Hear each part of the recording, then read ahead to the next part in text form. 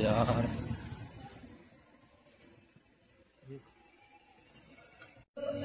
राधेकृष्ण, आज आपण आलेलो आहोत जालना जिल्ह्यातील श्री क्षेत्र जामखेड येथे।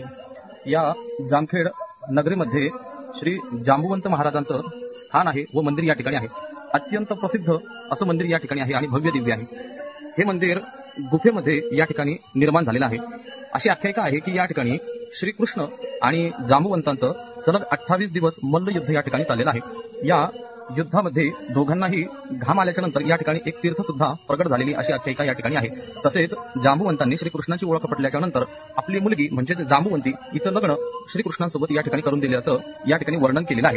तसंच आपण बघू शकता की या गुफेच्या बाहेर अत्यंत रमणीय परिसर या ठिकाणी निर्माण करण्यात आलेला आहे। गणपती मंदिर आहे, श्रीराम मंदिर आहे, बरेचसे या ठिकाणी मंदिर आपल्याला पाहायला मिळतील। तसेच या ठिकाणी भव्य दिव्य असा मंडप सुद्धा उभारणी केलेला आपल्याला या ठिकाणी दिसून येईल। तसेच या ठिकाणी वेळोवेळी अन्नदान अनेक धार्मिक कार्यक्रम सुद्धा या ठिकाणी होत असतात।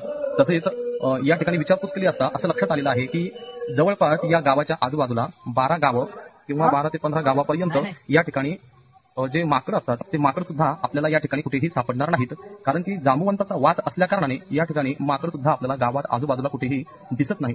तर चला बघूया की आपण या ठिकाणी मंदिराचा जो काही रमणीय परिसर आहे त्या परिसराचं मी आपल्याला दर्शन करतो। चला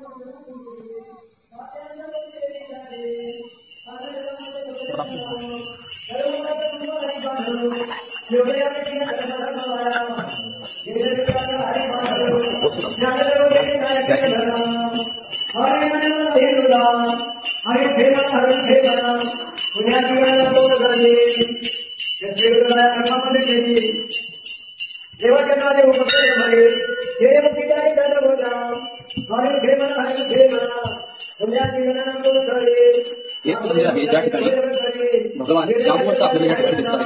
आपण बघू शकता की भगवंताची ही मूर्ती या ठिकाणी स्वयंभू प्रकट केली आहे। अशी आख्यायिका आहे की ब्रह्मदेवाचे पुत्र म्हणून जांबुवंताची ओळख आहे आणि त्यांचा जन्म जो आहे तर तो हरिवणी मार्गातून झाले असल्या कारणाने ते स्वयंभू या ठिकाणी प्रकट झाल्याची अशी आख्यायिका आपल्याला या ठिकाणी पाहण्यास मिळते। तर भगवंताचं या ठिकाणी आपण दर्शन घेऊया।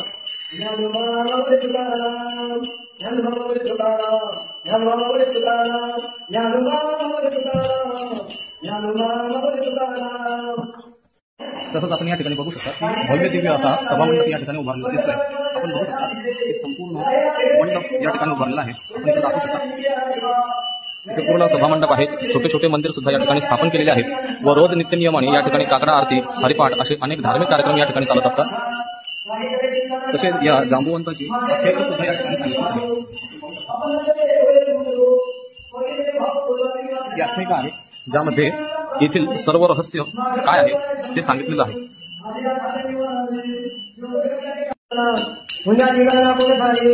हार विचारून आनंद पडाचे जाती दयाचे जन्म मात्र तिने आंदोलनात समर्थ झाले तसे आम्ही केले दत्त आले आर्यवर्णी मंडपांना बरे उद्या भात देते यामध्ये मग हरिमाता समर्थन सगळ्या प्रभूचे हार विचारून आनंद घेना पुन्हा ठिकाणी कोण झाले समाज आज विचार करून लगातार गाण्याचे मोठे भगवान दिले एक केल्याने दिले एक आवडीचे मध्ये या प्रमाणात भगवान दिले पुन्हा ठिकाणी कोण झाले विकेचे आत्मा जाते परिणामाची बाजू देते नाम विश्वाच्या नंतरची बघून पापाचे करतो बघी पुढे हाय हाय हाय हाय म्हणता देवता म्हणजे वाक्य त्या मोठे या देव बाबा नारायण नाम हाय करतो मी जाणार हाय